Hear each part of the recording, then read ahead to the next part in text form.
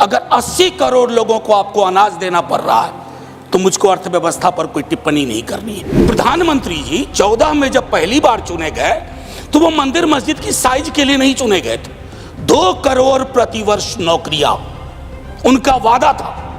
एक श्वेत पत्र तो बनता है कि हम कहां हैं। गरीब की आप फॉरेन एक्सचेंज रिजर्व कुछ भी रख लो, लेकिन अगर गरीब की थाली में ऊपर परिलक्षित नहीं हो रहा है तो फाइल भी किताबी है और गांव भी किताबी। सर कोई भी वैसा ग्रोथ जो फेसलेस हो, जॉबलेस हो, उस ग्रोथ से देश की हकीकत नहीं बदलती है। सर हम किन देशों से पीछे हो गए पता? छोड़िए अमेरिका यूरोप की बात, बांग्लादेश और नेपाल इनकम इनइक्वालिटी को एड्रेस करते हुए मानवीय सूचकांक में हमको पीछे छोड़ चुका है। जब कश्ती साबितो सालिम थी, साहिल की तमन्ना किसको थी?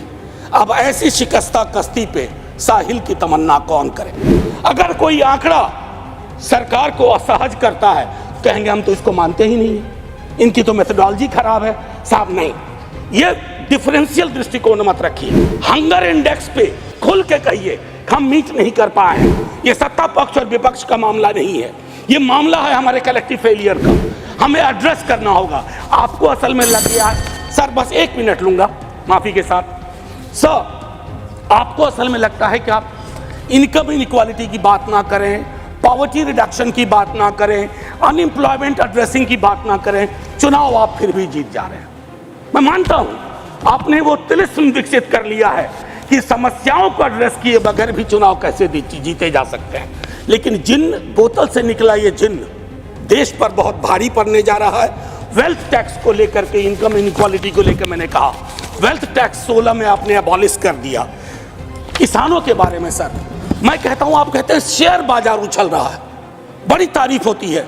सर शेयर बाजार उछले और एक किसान आत्महत्या कर ले, एक युवा बेरोजगार आत्महत्या कर ले, तो आप किस चीज को कहेंगे? जनप्रतिनिधि जो राज्यसभा और लोकसभा में बैठे हुए हैं उनके लिए आर्थिक परिस्थिति पे जब हम बात करते हैं ना तो सर सबसे पहले गरीब की थाली नजर आती है। गरीब की आप फॉरेन एक्सचेंज रिजर्व कुछ भी रख लो, लेकिन अगर गरीब की थाली में ऊपर परिलक्षित नहीं हो रहा है तो फाइल भी किताबी है और गांव भी किताबी। मैं सिर्फ और हाँ बहुत बढ़िया कहा जावड़ेकर साहब ने कहा 80 करोड़ लोगों को, हालांकि मैं उस शब्द का इस्तेमाल नहीं करूंगा कि मुफ्त कुछ नहीं होता। सर मैं कई बार सदन में बोल चुका हूं, अगर 80 करोड़ लोगों को आपको अनाज देना पड़ रहा है तो मुझको अर्थव्यवस्था पर कोई टिप्पणी नहीं करनी है कि आर्थिक परिस्थिति क्या है, कितनी समावेशी है, वगैरह वगैरह। सर माननीय उपसभापति जी सुधांशु जी जब बोल रहे थे तालियां बज रही थी, सत्ता पक्ष से बजती भी हैं। अब विजय साई रेड्डी जी को कष्ट हुआ तो उन्होंने कह भी दिया कि ताली क्यों नहीं बजा रहे हो। तो जब सुधांशु जी ताली बजा रहे के वक्तव्य पे ताली बज रही थी तो मुझे लगा कि गांव शहरों के बेरोजगार पर यह ताली कितनी भारी पड़ रही होगी। प्रधानमंत्री जी 14 में जब पहली बार चुने गए तो वो मंदिर मस्जिद की साइज के लिए नहीं चुने गए थे। 2 करोड़ प्रतिवर्ष नौकरियां उनका वादा था। 2 दाएं 20 करोड़। एक श्वेत पत्र तो बनता है कि हम कहां हैं। क्या ऐसा तो नहीं है कि हम मानव विहीन और मानवीयता विहीन ग्रोथ स्टोरी के पक्ष में भजन गा रहे हैं, करतल ध्वनि कर रहे हैं? सर कोई भी वैसा ग्रोथ जो फेसलेस हो, जॉबलेस हो, उस ग्रोथ से देश की हकीकत नहीं बदलती है। सर बड़ी बड़ी बात लोग कर रहे थे। अभी पिछले महीने ये खूबसूरत किताब आई है, वेल रिसर्च्ड। आधी किताब में सर रेफरेंस है, ये है अनइक्वल। सर हम किन देशों से पीछे हो गए पता है? छोड़िए अमेरिका यूरोप की बात, बांग्लादेश और नेपाल इनकम इनइक्वालिटी को एड्रेस करते हुए मानवीय सूचकांक में हमको पीछे छोड़ चुका है। ये है सर दस्तावेज, ये अनइक्वल। प्रधानमंत्री जी पुनः ले जाऊंगा 14 में बिहार गए थे, बिहार को स्पेशल स्टेटस की बात वो करके आए थे, हाजीपुर, दरभंगा, पटना। सर बिहार को आपकी जरूरत है माननीय सत्ता पक्ष। बिहार के पास रेवेन्यू के साधन कमतर हैं। बिहार को लेबर सप्लाई स्टेट के नजरिए से मत देखिए, बिहार को स्पेशल स्टेटस दीजिए।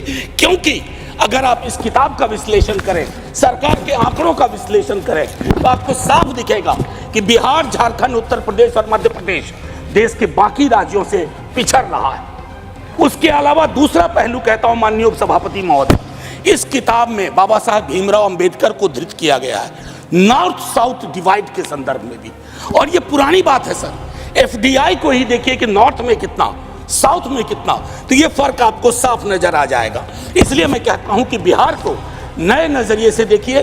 जो शुरुआत वहां के मुख्यमंत्री नीतीश जी, तेजस्वी जी ने की, आप हैंड होल्डिंग करिए और स्पेशल स्टेटस दीजिए। दूसरी चीज सर, अगर मनरेगा में रूरल डिमांड बढ़ रहा है तो रूरल डिस्ट्रेस को एक्नॉलेज करिए। उसको एक्नॉलेज किए बगैर बात नहीं बनेगी। उसको डिनाइल से अब कुछ हासिल नहीं कर पाए। पॉवर्टी इंडेक्स पर आपने कई वर्षों से काम नहीं किया। आप आंकड़ों के बारे में तो इस सरकार का दृष्टिकोण है कि विश्व के टिम्बकटू में अगर एक आंकड़ा पक्ष का कोई बोल दो तो उसको प्रदर्शनी लगा देंगे। अगर कोई आंकड़ा सरकार को असहज करता है कहेंगे हम तो इसको मानते ही नहीं है, इनकी तो मेथोडोलॉजी खराब है। साहब नहीं, ये डिफरेंशियल दृष्टिकोण मत रखिए। हंगर इंडेक्स पे खुल के कहिए हम मीट नहीं कर पाए हैं। ये सत्ता पक्ष और विपक्ष का मामला नहीं है, ये मामला है हमारे कलेक्टिव फेलियर का।